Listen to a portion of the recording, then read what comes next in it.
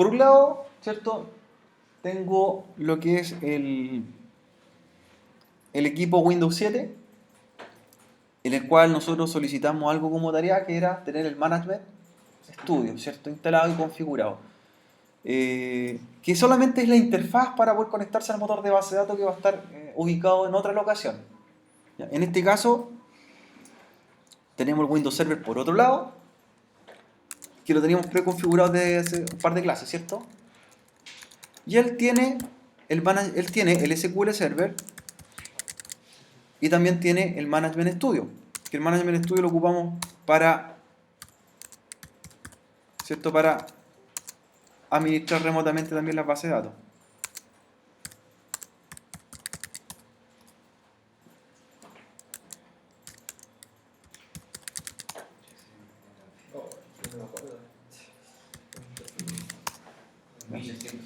¿Ya? Entonces tengo, lo puse en una pantalla más extendida o más grande para poder ver mejor la configuración. ¿Ya? El cliente, el server. ¿Sí? De hecho, para salir de duda, voy a poner y mostrar el IP en pantalla de cada máquina. Aquí tengo el IP del server. Y aquí tengo el IP del cliente. El 216 es el cliente, el 254 es el server. ¿Ya? Pruebo conectividad, comando, ping, ¿cierto? Estoy llegando al server. Y de hecho vamos a hacer una pequeña configuración. La idea es crear una base de datos o hacer algo en la máquina para ver qué realmente podemos entrar. En el cliente, ¿cierto? Tenemos instalado SQL Server Management Studio, ¿cierto? ¿Qué configuración pedía o requería para el Management Studio? Adicionalmente no pedía nada en realidad. En el cliente solamente bajar el cortafuegos, nada más. Entonces vamos a comprobar la conexión. Levanto el Management Studio, lo otro ya está configurado desde antes, ¿cierto? Lo que teníamos hace 2 semanas atrás. Y me pide lo que es la instancia. Una instancia, ¿qué es lo que lleva? El nombre del servidor, /SQL Express. Si se fijan, todos nuestros servidores se llaman SQL Express. Pero ¿qué es lo que hace diferente uno del otro? El nombre de la máquina. Entonces, los dos parámetros componen el motor de base de datos en este caso. Nombre de máquina es /SQL Express. Por eso cada uno tiene un nombre distinto, lo que pedíamos en un principio. Si yo busco en la red para conectarme, lo debo hacer, ¿cierto? En el cliente, que me aparezca como servidores de red. Si no me aparece como servidor de red, no me preocupo, ¿cierto? Porque puede ser que a lo mejor tenga un problema de bloqueo de puerto o algo que no me está mostrando la otra máquina en la red. Lo ideal es que haga esto, ¿cierto? Y me muestre a todas las máquinas, ¿cierto? Que tengan algún motor de base de datos. ¿Por qué me está mostrando esas máquinas del laboratorio? ¿Por qué le estará mostrando en mi cliente? Porque estamos todos en la red. Y otra cosa más importante, que todos estos PC tienen instalado el SQL Server. Por lo tanto, todos son servidores de base de datos. Porque a todos le instalan en forma genérica. Remotamente porque... Claro, si está configurado. Si no tengo el acceso y no me sé la contraseña, no voy a poder conectarme al motor de base de datos de ellos. ¿Ya? Entonces, yo puedo hacer lo siguiente. Me puedo conectar a uno de ellos o me puedo conectar a mi máquina. Si mi máquina no está en el listado, no aparece en el listado de servidores remoto, simplemente, ¿qué es lo que hago? La coloco a mano. Y colocar la mano significa colocarlo el nombre de la máquina, /SQL Express. Luego, ¿qué tipo de autentificación nos pide? Autentificación de SQL Server. Usuario SA. ¿Qué significa el usuario SA? Super Administrator, la sigla. Y luego la contraseña que dieron en el momento que están instalando el SQL Server. La que más recalcamos, la que más pedimos. Recuerden esa contraseña cuando decía modo mixto o autentificación de SQL Server. En el video varias veces se lo nombraba, Entonces ahora, ¿cierto? Claro. Si está todo bien, debería estar viendo esto. Estoy trabajando en red hacia la otra máquina, al otro servidor. ¿El otro servidor es necesario que esté dentro de él viendo cosas? No. Ni siquiera yo debería estar abriendo la interfaz. Solamente que esté iniciado el servidor. Que esté encendido. Nada más. De hecho, ya como programador no debería estar metiéndome en el servidor. Solamente va a ser esta mi interfaz para poder llegar a la máquina virtual. Incluso más me podría conectar a otras máquinas de la red. Veamos si funciona. Me voy a desconectar, solamente como ejercicio, a ver si podemos llegar. Desconectar. Usted tiene un SQL Server andando, ¿cierto? Sí. Ya, dame tu dirección IP de tu servidor. 192. Ya. 168. ¿Ya? 200.139. 139. Vamos a comprobar. Ya. Tengo un ping desde el equipo cliente con Management Studio.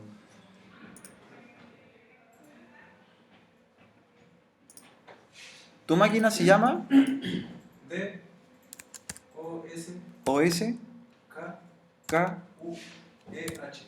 U E H. Es SQL Express, el otro es lo mismo.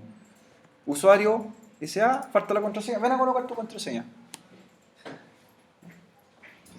Vamos a ver si podemos entrar. Vamos a ver. Chico sexy. A ver, vamos a comprobar. No, la contraseña, mira. Es que no está activada la mayúscula. ¿Ah? La primera es con mayúscula, ¿cierto? Sí. Mira, ahí sí. La primera letra, ya, ahí está desactivado. Comprobamos, espérame acá. Veamos. Perfecto, mira. Estoy en tu máquina. Sí. Bueno. Estoy trabajando en tu máquina remota, en tu servidor de base de datos. Obviamente, como no tienes nada, ni ninguna base de datos, no veo solamente las de sistema. Pero igual yo podría empezar a borrar todas esas cosas.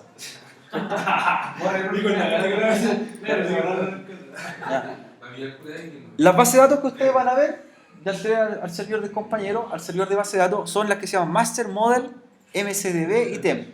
Esas bases de datos no las toquen por nada. No las toquen esas bases de datos porque son las propias del sistema. Y de hecho, ahí van a estar creados los usuarios, van a estar creados el mismo motor de base de datos y todas las que hacen correr el SQL Server. Por lo tanto, nosotros esas no las consideramos para Sí, tareas. le das algo para fallar el programa. Claro, después no puede funcionar a lo mejor tu motor de base de datos. Puedes borrar el usuario SA, por ejemplo. Podrías modificar ese, un parámetro de ese tipo. Y ahí sí que estamos más...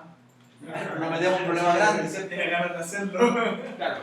Por ejemplo, pero tengo un ejemplo. Pero tengo un ejemplo, profe. Claro, sería por ejemplo entrar a la tabla maestra y borrar la tabla user, por ejemplo. Intentando meter los primeros. Entonces, ahí estoy en tu Con un máquina. par de tablas, ¿por qué no? Pero salían hartos usuarios cuando va en la. Sí, se llaman inicio de sesión, se llaman los usuarios. Sí, así mismo. Miren, vamos a hacer algo bien básico. Voy a desconectarme de tu máquina para que esté más tranquilo. Y la idea es que cada uno se conecte a su base de datos. ¿Ya? Cada uno a su propia base de datos. Su motor de base de datos. Me desconecto de sesión. Listo, ahí liberé. Ahí liberé. ¿Voy?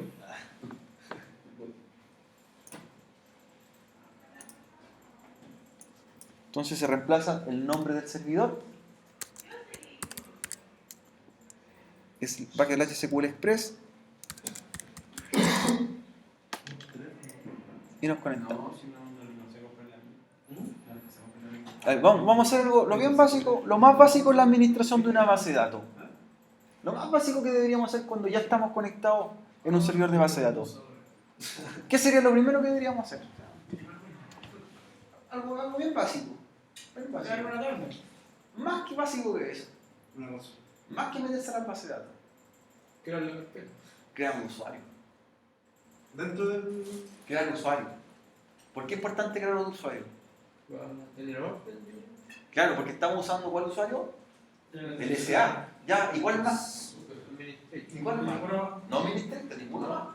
Entonces, ¿qué pasa, por ejemplo, ahora en el problema? Pierdo la contraseña y no tengo acceso. Entonces, lo primero que uno debería hacer es crear un usuario en el servidor. ¿Ya? Los usuarios, una vez que yo estoy en el Management Studio,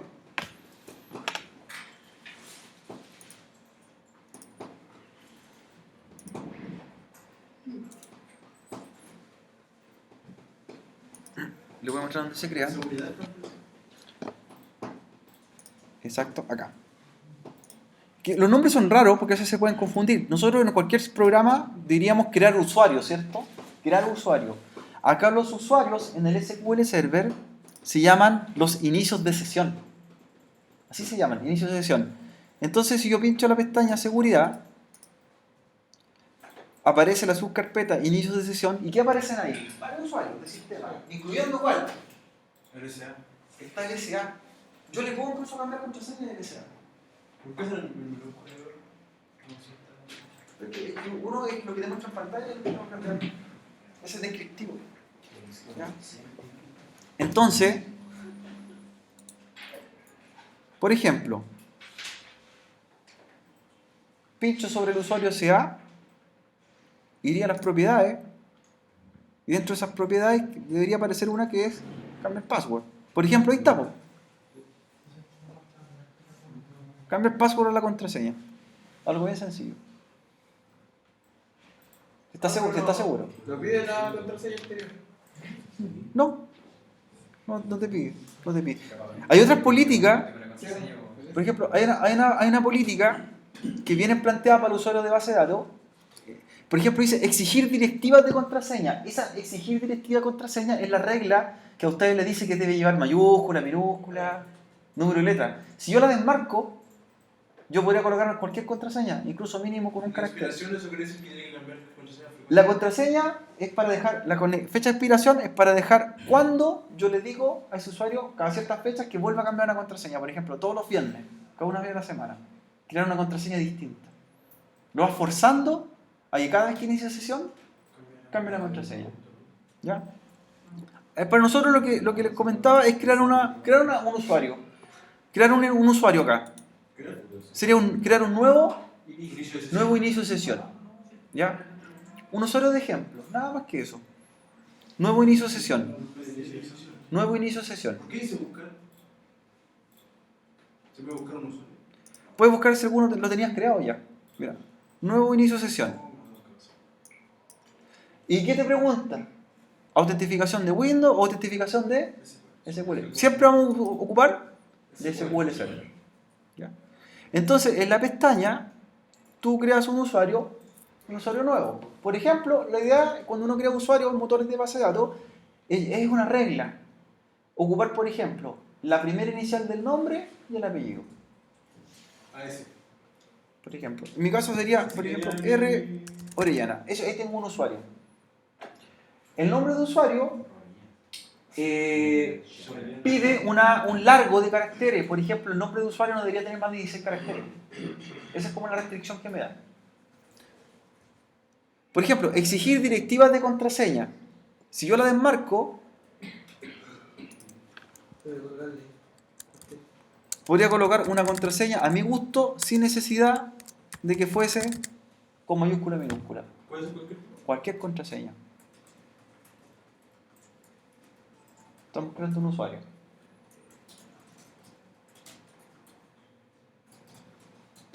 ¿Pueden ser marcadas las casillas las de marco? ¿Sí? Venía por defecto exigir directivas de contraseña. Yo la bajé esa directiva. Que esa es la regla que pide. Master. Dice que viene mira, te pregunta que puede estar asociado a alguna base de datos. Por defecto dejan la tabla master, la base de datos master. Master tiene todo lo... Cuando nosotros creemos nuestra propia base de datos, podemos decir, este usuario va a manejar esta base de datos y no otra. ¿Ya? Porque no es bueno que creen un usuario que vea todas las bases de datos, porque ¿qué pasa si él tiene el permiso? En otra base de datos, podría borrar un registro. Entonces, generalmente se crea una base de datos y se le asocia uno o varios usuarios, pero que no vean a las otras bases de datos. En un servicio de hosting, por ejemplo, también se hace lo mismo. Yo arriendo un servicio de hosting y otras personas también arriendan un servicio de hosting. Entonces yo no veo la base de datos de otras personas, yo solamente la mía. Por eso se hace. Idioma predeterminado. ¿Sí? No lo deja por defecto el idioma predeterminado. Va a tomar como... ¿Ya? La segunda pestaña, miren, antes de poner crear, funciones. Aquí dice qué cosas le dice que va a hacer ese usuario. El rol mayor que uno puede tener en un motor de base de datos es que sea un DBA. ¿Ya? Un server admin, un sysadmin. Entonces uno marca qué errores quiere que tenga este usuario.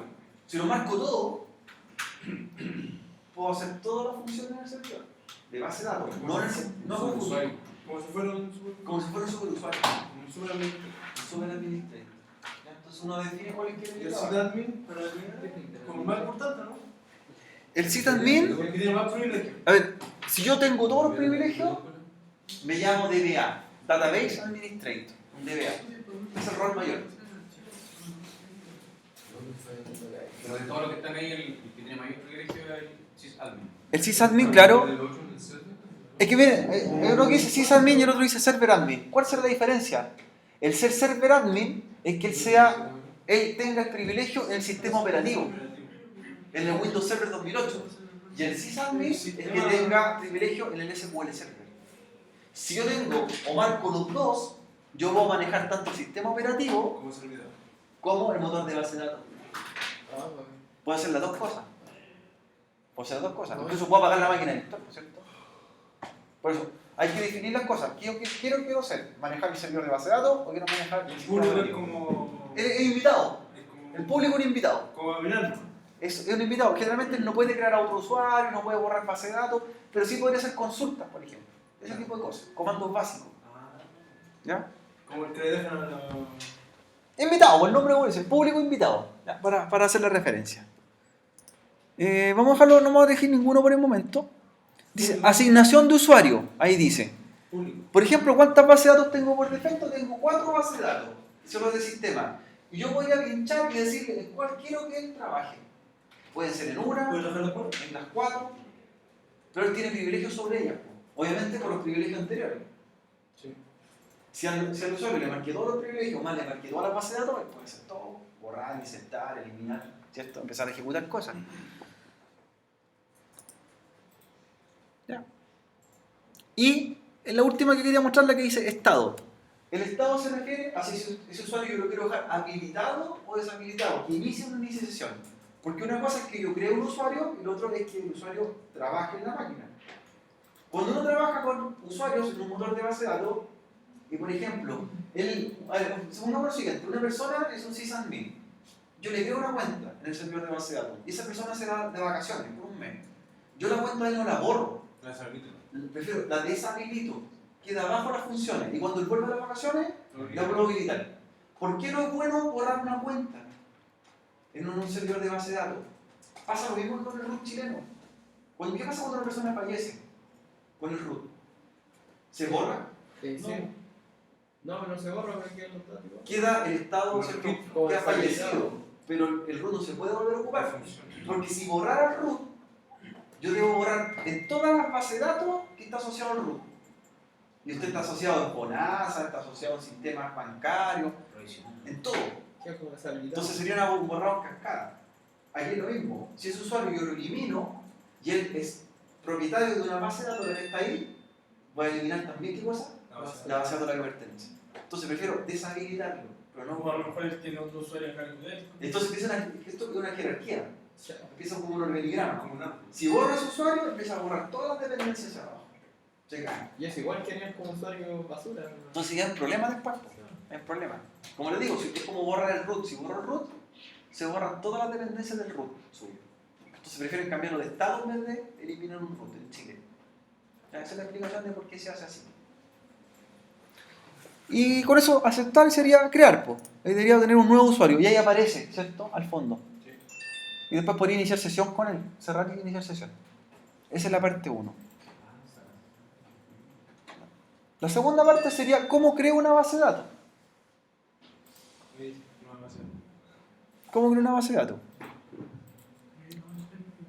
Vamos a hacer una base de datos bien sencilla para guardar los campos o datos propios de una persona. Por ejemplo, un root, un nombre y un apellido. Bien sencillo. Va a ser una base de datos con una tabla. Ni siquiera relaciones. Una tabla. ¿Ya? Una base de datos que se llame, por ejemplo, registro, y que tenga una tabla que se llame usuarios. Algo va a especificar en la siguiente. Esto como ejemplo. Ni siquiera sería una base de datos relacional. No. Ni siquiera sería una base de datos relacional porque no tendría ninguna dependencia de la tabla. Es una base de datos con una tabla. Bien sencillo. No va a acercar un registro, no sé. ¿Ya? No han hecho procedimientos almacenados, ¿cierto? No. Trigger tampoco. Nada de eso. Un registro. La base de datos se llama registro. ¿Por qué una base de datos? A ver, una base de datos yo no la voy a llamar en singular, la voy a llamar en plural. ¿Por qué no se llama la base de datos registro y no se llama registros? Porque se refiere a un puro. Pero sí, la tabla que va a tener se va a llamar, miren, usuario. Más clarito. ¿Por qué una tabla? Yo la tabla la debería llamar usuarios y no usuario. Son varios. ¿Por qué? Se puede agregar el indefinido. Claro, porque lo que voy a almacenar van a ser muchos registros ahí. ¿Sí? Usu root, usu nombre y usu apellido. 3 campos. 3 campos. ¿Por qué le colocamos el prefijo usu Una idea. antes de la palabra, antes del campo? Por ejemplo, usu root, usu nombre y usu apellido. Para que sepa que viene de la tabla. Prima ni qué, principal, uso root, porque el único dato que no se podría repetir. Podríamos guardar que un usuario se llame Juan, se llame Pérez, y puede haber otro usuario que se llame Juan Pérez. Pero, ¿qué tiene distinto?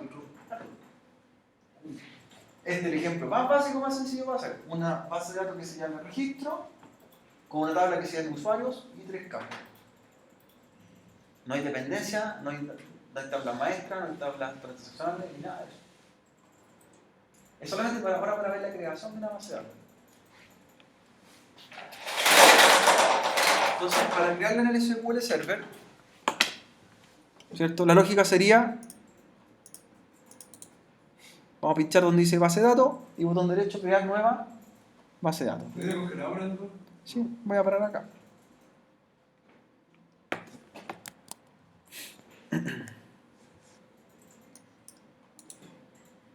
Yo estoy con el escritorio remoto acá, trabajando.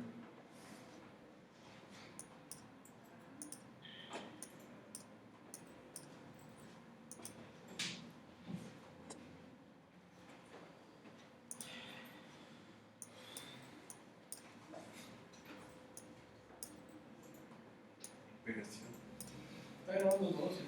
Sí, estoy capturando todo.